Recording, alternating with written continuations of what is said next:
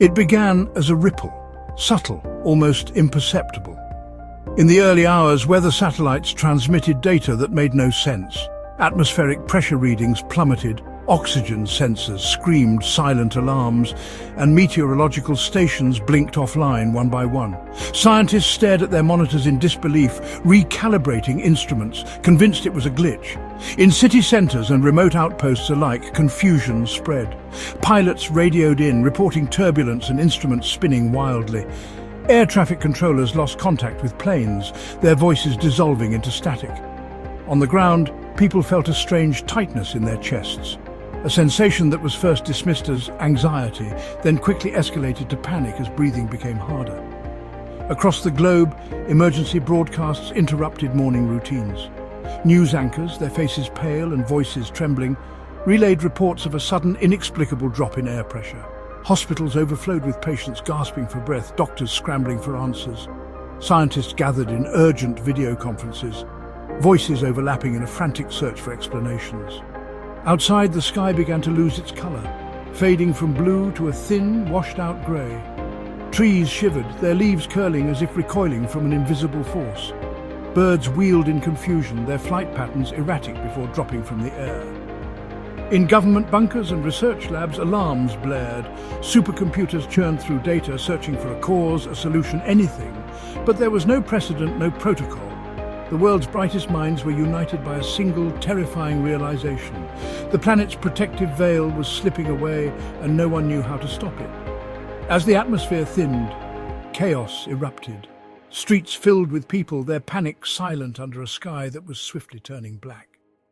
Scientists watched in horror as the numbers dropped to zero. The world, once so full of sound and life, was on the brink of an unthinkable silence. As the atmosphere continued to vanish, the first physical effects swept silently but relentlessly across the planet.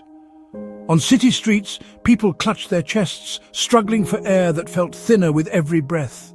Faces turned pale, lips tinged blue, and confusion gave way to fear as dizziness and weakness set in.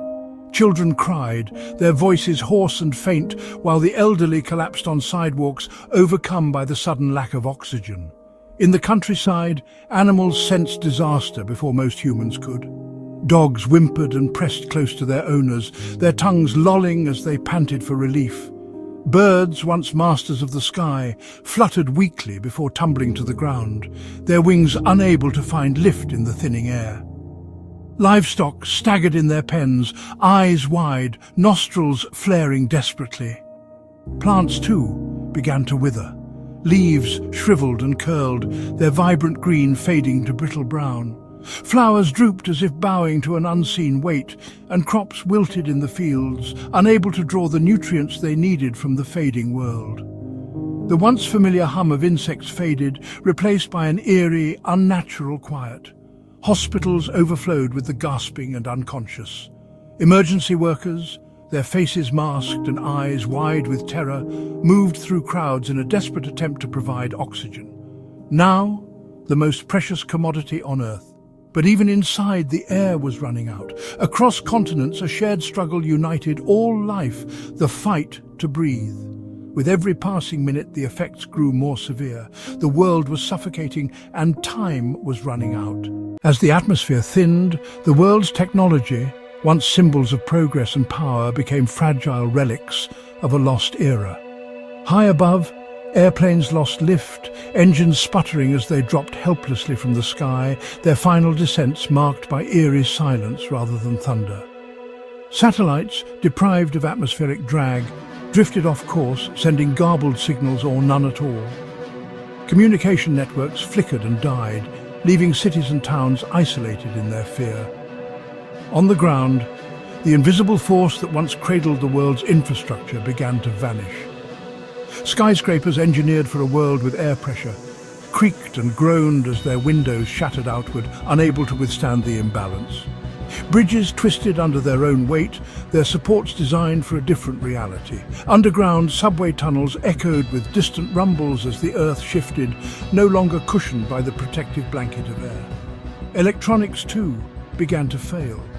Cooling systems that once relied on air to dissipate heat overheated and sparked. plunging homes and hospitals into darkness. Servers crashed, data vanished, and the digital heartbeat of civilization faded to a whisper. Even the smallest devices, phones, radios, life-saving medical equipment, faltered and died, leaving humanity cut off, alone and unprepared. In the absence of air, the world grew strangely quiet. No engines, no voices, no hum of electricity, just the sound of a planet unraveling in slow motion. The collapse was everywhere, in every system, every structure, every hope humanity had built upon the invisible foundation of the air they once took for granted. With the collapse of the atmosphere, the last threads holding Earth's environment together began to snap. Without air to shield it, the planet was laid bare to the relentless glare of the sun. Ultraviolet and cosmic radiation, once filtered by layers of ozone, now struck the surface unchecked. The world's oceans, no longer held in delicate balance by atmospheric pressure, began to churn and boil, sending plumes of steam into the thinning sky. Fish and marine life perished in moments, and coastlines vanished beneath clouds of vapor. Landscapes transformed in an instant. Temperatures soared in the daylight, the ground scorching beneath unfiltered sunlight. At night, without the insulating blanket of air, heat escaped into the void, plunging the world into a deep, unnatural freeze. Forests, grasslands and cities alike alternated between searing heat and bitter cold, unable to adapt to the brutal new cycle. Radiation seeped into every corner, invisible but deadly. Skin blistered within minutes of exposure. Crops withered, their leaves burned and brittle.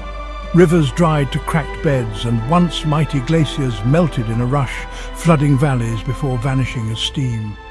Earth, once vibrant with life, became a silent, alien wasteland, scorched by day, frozen by night, and forever changed by the loss of the air that once made it home. In the ages that followed, Earth drifted in silence, a scarred and barren relic orbiting the sun.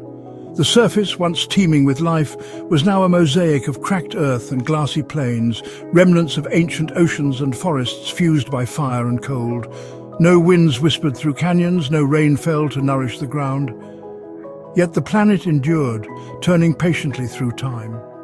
Beneath the surface, traces of the old world lingered. Deep within Earth's crust, extremophile organisms, those rare few adapted to survive the harshest conditions, clung to life.